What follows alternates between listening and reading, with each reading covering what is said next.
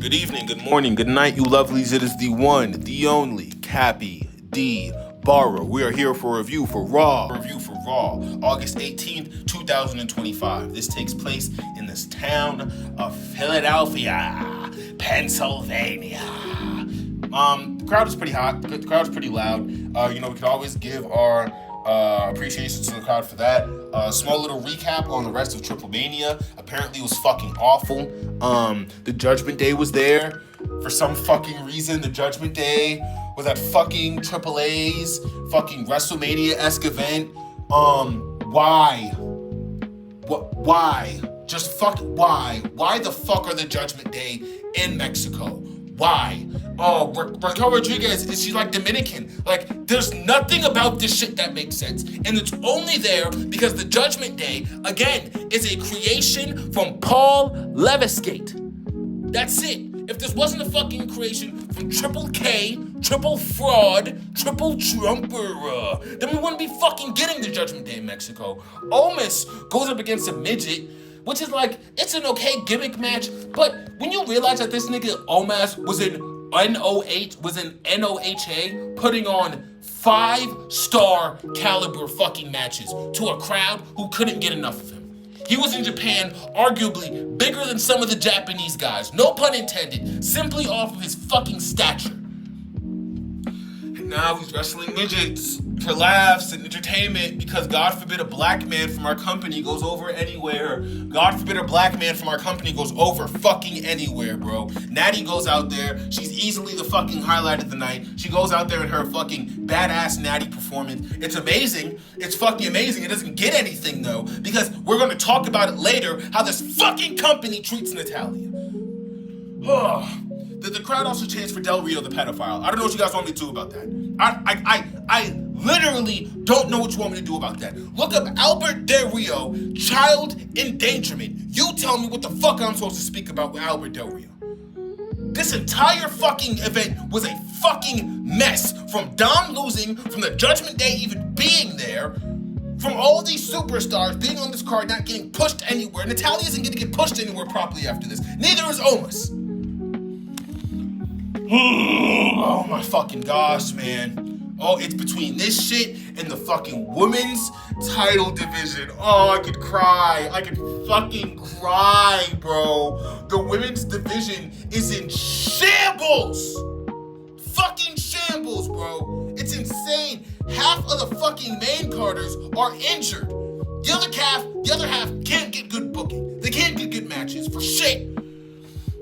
Oh, we're gonna fucking do a tournament that's gonna revolve in Rhea winning the championship, bro. Oh, we're gonna do another Rhea and fucking Liv Morgan fucking program. Oh my god. Oh, let's get into it. Let's just fucking get into it, all right? We're gonna do a couple predictions. These are predictions that I had at the beginning of the fucking day. Beginning of the day, 11 minimum. 11 a.m. I had these predictions, right? We're gonna get the no names. Got that. We're gonna get 2 rematches. Got that. You wanna know what's on this fucking card? The Judgment Day going over. So now, that's 3 predictions I got just off the seam of my fucking pants. Let's run through the card, shall we? Let's run through the card. The no names come out, and before they even get to start talking, Yeet Man gets out there. Yeet Man goes out there, he starts doing a whole lot of eating, a whole lot of, on Sunday, Seth, you'll learn, that I, am not the one. Like, bro, this fucking gimmick, bro, it's just contingent on this nigga Jey Uso being out of breath and having rhythm. And he's really good at one, he's terrible at the fucking other. Oh my god. This fucking Jey Uso Braun Breaker thing is something we have been having to endure since the beginning of the year.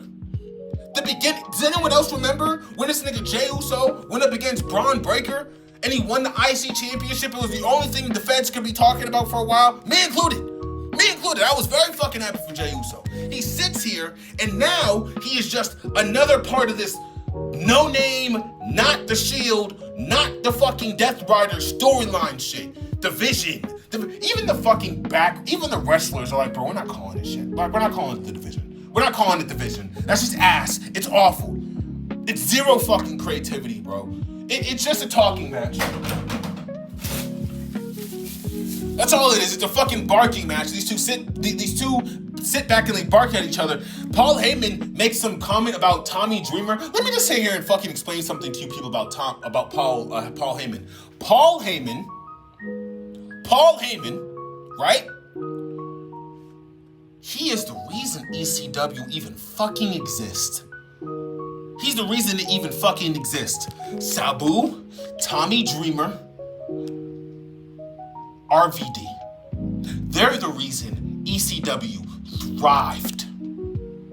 End of fucking discussion. You know, I'm not going to be too harsh on him because he says the name Sabu, which is something I can sit here and I can be okay with it.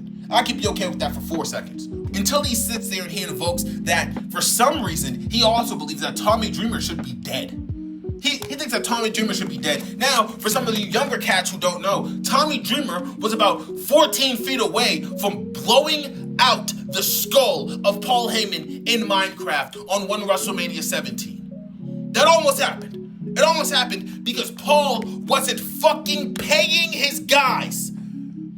The motherfuckers wrapping themselves around barbed wire, throwing themselves through flaming tables from 50 feet in the fucking air. Paul just couldn't pay them. They couldn't find a way to do it. So Tommy Dreamer in Minecraft almost cleaned Paul's fucking skull out. So now there's this rivalry that Paul Heyman has with Tommy Dreamer. Hey, Paul, what the fuck was so hard about paying people who are trying to kill themselves to put on a good show for you and your namesake? ECW's entire legacy is contingent on people going above and beyond. Without Tommy Dreamer, without Sabu, without RVD, without Sandman, there is no ECW. I don't even know how to start off this match, guys. I don't even know how to start off this fucking card. We get Io versus Raquel. I mean, it's a fine match. It's Io fucking Sky, but the match ends with Io picking up a dub, not surprising, and then Roxanne just comes in. Roxanne comes in there, Rhea makes the save. Oh my god. Oh my fuck. Just more Judgment Day shit. And I'm going to tell everybody right now, this isn't the first time we're seeing Judgment Day on the card for this show. There's a backstage segment where Dominic Mysterio's talking to Grande Americano. It's like this, it's Monday Night Judgment. It's Monday Night Judgment. We've been dealing with this shit since Edge was in the fucking company, bro. Like, I can't stress this shit enough, how long we have been putting up with Judgment Day segments and Judgment Day storylines. It's dead fucking air, bro. Dead fucking air. Oh my gosh, man. Fuck. We get this stupid fucking match, right? It has no stakes at all. Zero fucking stakes. They can even sit here and say it was a world championship match because that news with Naomi wasn't even released yet in the night. So we can't even do something as simple as that. All in all, it's a fine fucking match, man. I wish the Judgment Day did exist. I wish all of these superstars got a chance to shine individually within their own fucking tag teams, within their own identities. Instead of this forced heel clubhouse, we're all just gonna sit in the back and play video games all fun. What the fuck is this faction? Like, what is this faction actually, bro? Fuck, man. Oh my gosh. Next we get a fucking rematch. I mean, what do you guys want from me? Wait, what do you guys want from me? We get no. Next match on the night, we get fucking Penta versus Xavier Woods. It's probably one of the better matches of the night. It means fuck all nothing, being that Xavier Woods at one point in time was your hottest heel. Your hottest heel. Arguably one of the most hottest heels in the entire wrestling world. Where the fuck is he now? As of right now, where is he? He can't even get boos. He's not even getting booed from the crowd. He's not getting booed. He's not getting cheered. They're silent. Do you want to know why? Because triple fraud. He's seen a black man and a couple of brothers out there organically get over, and he fucking vomited. He vomited. He couldn't stand the idea of Xavier Woods, Kofi Kingston, Biggie being an actual fucking story.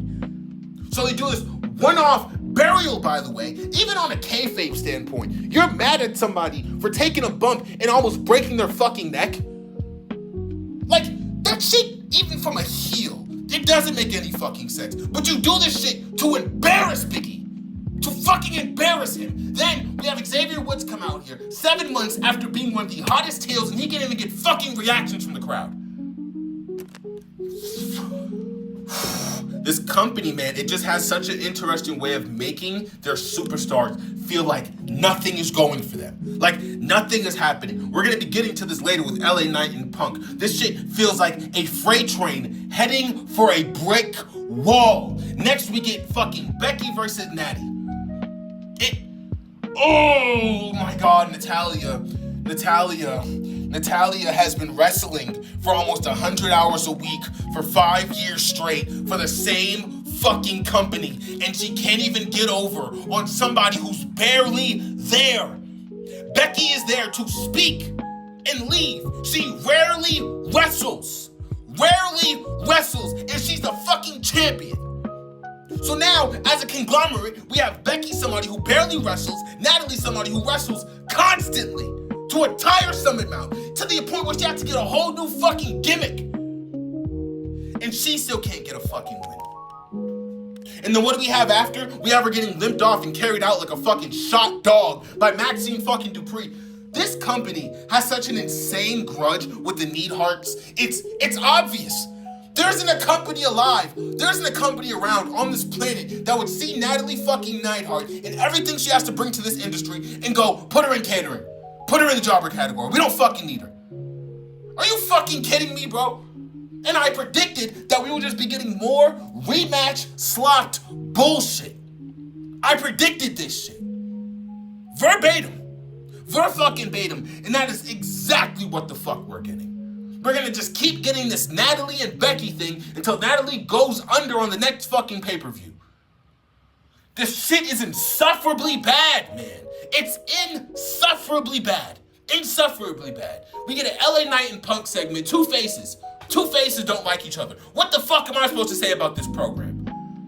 I'm so serious. What the fuck do you people want me to say about this? The whole crowd is split. The crowd's split because everyone loves Punk, everyone loves Knight, and these two people don't like each other. Why? Because of the vision. Because of Seth and the no-names. Pointless fucking booking, man. Pointless fucking booking. Next we get Sheamus and Rusev again. Oh my God. I want to sit here and say that it makes sense for a match that they're building towards, but we've already acknowledged post SummerSlam, these two niggas ain't getting a match. They're just doing shit. And I think, I'm so serious, bro. I think if there was like a no-hold-barred match, I think that would be too similar to AEW work. So now these two motherfuckers are gonna have to sit here, keep battling it out, and then they're just gonna have a 1v1 one day and never wrestle ever again. Because that's this company. That's this company, creatively bankrupt and shitting their pants actively shitting their pants during this fucking booking segment. These are the decisions of an imbecile to go out there and have your superstars do the same shit with the same people every fucking week.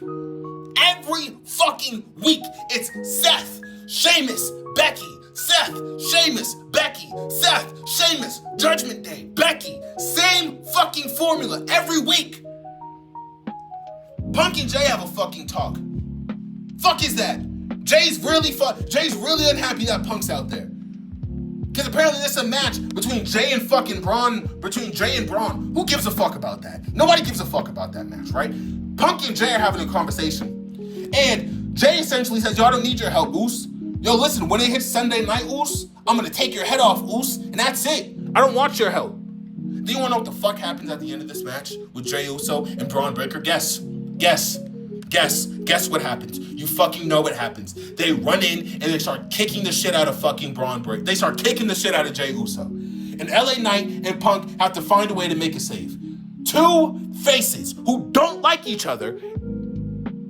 Brain dead fucking booking. They're now saving the face that they have to go up against in 2 weeks. You can't make this shit up, man. You can't make this shit up. There's a lot of okay spots between Jay and fucking Braun, man. But I just want people to turn their brains on. We got this match 6 months ago. 6 months ago we got this match. There's nothing going into it. There isn't even a fucking title shot. Because you wanna know who the title holder is?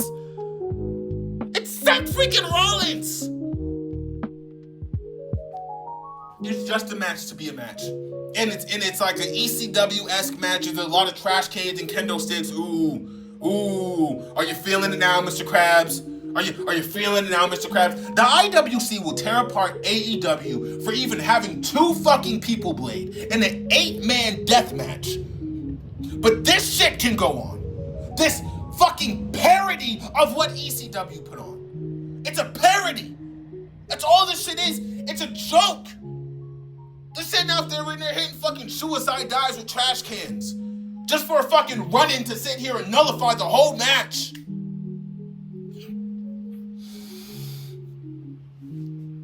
Raw, SmackDown, NXT, TNA, and really close, we're getting to a point where it's going to be AAA and it's going to be Evolve. These companies are going to drown in their own fucking hubris. Period is that. This show is beyond unwatchable because I'm genuinely asking anybody, if you miss 4 weeks of Raw and catch a pay-per-view, what are you missing? What the fuck are you missing? You're missing the 13th rerun of a match. You're missing the Nikki Bella promo, where she sits here and she goes up against Becky with her fucking teeth hiding in the back of her mouth. Because for some reason, Nikki Bella is still the most apprehensive person when it comes to promos. Somehow or some way. 2 decades in the fucking company. It's shit like this, man, where I just have to ask myself, what am I even watching this shit for, bro? Like, why am I watching this shit? Why? It serves no purpose. I'd be better off telling all of you what happens on the pay-per-view. Because at least on the pay-per-view, there might be a title change. There might be a good pop. There might be a good match. All we fucking get in Raw is barely going fucking cuckoo for Cocoa Puffs. Where do we see that? Can anybody tell me where we see in a program where a face just goes cuckoo cocoa bananas? Is it Harley Cameron? Was it AEW 2 weeks ago on fucking Collision? There's nothing about this fucking Raw that's original. There's nothing about this Raw that's entertaining. There's nothing about this Raw that's connective. It's all loose. It's all loose. This shit isn't cohesive. It's not building towards anywhere. They might as well not even say Ass in Paris, because Ass in Paris is a fucking hop and a skip away, and nobody's excited for it. It's a dead in the water event. It's dead in the water because they're too focused on Unreal. They're too focused on fucking TNA. They're too focused on AAA. So now Natalie, Maxine Dupree, and Akira Tozawa, all those amazing wrestlers, they can sit in catering for the next half a year. But we gotta figure it the fuck out. It's not a good place to be, man. It's not a good fucking place to be, man, at all. And I'm not gonna lie, man, like some of these superstars would be better off leaving. Some of these superstars would be better off leaving, hike and tail. Maybe you don't go to AEW, man. Maybe you just sit down in fucking HOG. Maybe you sit down in Maple Wrestling for a second, bro. Because this shit is horrendous, it's unwatchable, and it's killing these people's careers.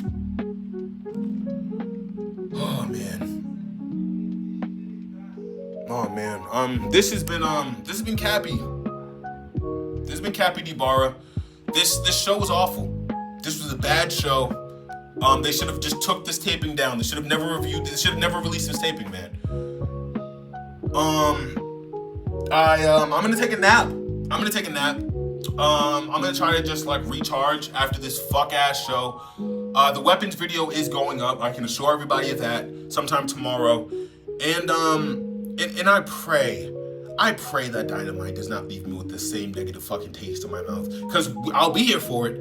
We will be here for it. We're also going to be here for NXT going up tomorrow. So stay tuned for that. And stay beautiful, y'all. Stay beautiful. All right, this has been Cappy DiBara. Peace.